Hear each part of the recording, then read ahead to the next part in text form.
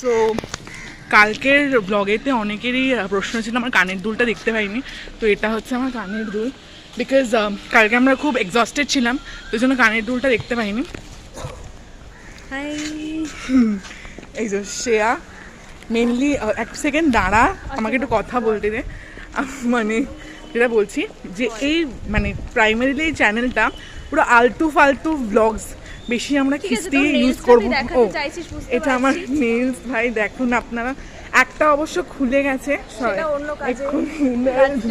এক্ষুনি আসার সময় চেন খুলতে গিয়ে খুলে গেছে, ব্যাগের চেন অফকোর্স।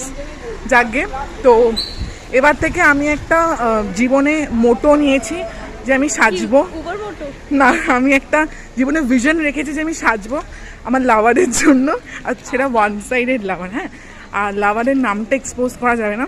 তো আজকে আমি একটা ব্ল্যাক পরেছি, ব্ল্যাক ক্যাট, পায়েও ব্ল্যাক, ওটা পরে নেক্সট পার্টে দেখানো হবে আমি কি পরেছি।